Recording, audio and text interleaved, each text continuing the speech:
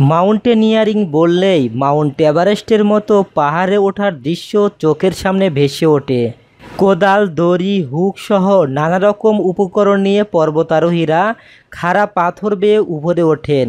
আসলে এই free climbing জার্মানিতে শুরু হয়েছিল। জার্মানির স্যাক্সনি রাজ্যের একটি অংশকে সুইজারল্যান্ড বলা হয়।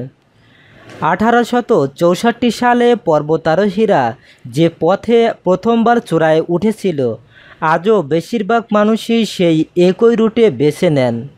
স্থানীয় পর্বতারোহী স্টেফান ইয়াকব বলেন, এটা অসাধারণ এক চূড়া। এই পর্বতের অনবদ্য ইতিহাস রয়েছে। ওঠার রোমাঞ্চই আলাদা। পর্বতারোহীদের জন্য এই চূড়া অনবদ্য। এই চূড়া ছাড়া আমাদের জীবন ভাবাই যায় না। আরেক পর্বতারোহী কনস্টান্সে ইয়াকব বলেন, পর্বতারোহণের 150 বছর পালন করছি আমরা। একবার এই পথ দিয়ে টিলায় না উঠলে জীবনটাই বৃথা। এখানে আসতেই হয়।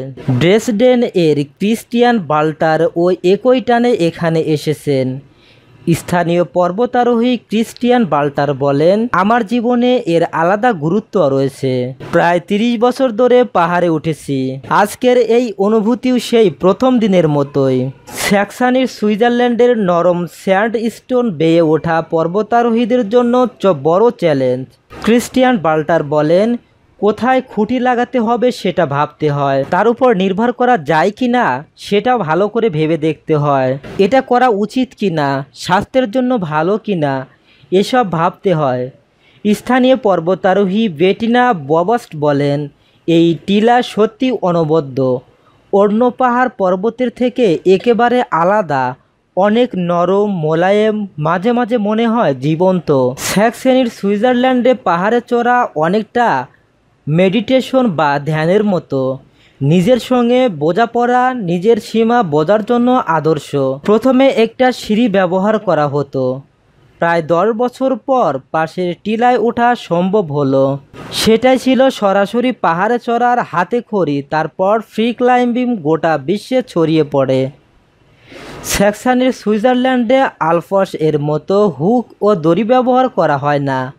এমন সব উপকরণ ব্যবহার করা হয় যাতে স্যান্ডস্টোনের ক্ষতি না হয়। বেটিনা ববস্ট বলেন, এমন এক উচ্চতায় উঠলে সেখান থেকে পড়ে যাবার ভয়ও রয়েছে। কিভাবে ফেরা যায় তা কেউ জানে না। পাহাড়ে চড়ার কায়দা রপ্ত করতে পারলেও বিপদের ভয়, ঝুঁকি থেকেই যায়। তবে মানুষকে থামিয়ে রাখা যায়নি। মানুষের মনে নিচে পড়ার একটা অন্তর্নিহিত ভয় তো থাকেই। তবে সেই ভয় কাটাতেই হয়। এটাই ক্লাইম্বিংয়ের বিশেষত্ব। ধন্যবাদ এতক্ষণ আমাদের সাথে থাকার জন্য। নিত্য নতুন আপডেট খবর পেতে আমাদের চ্যানেলটি সাবস্ক্রাইব করুন।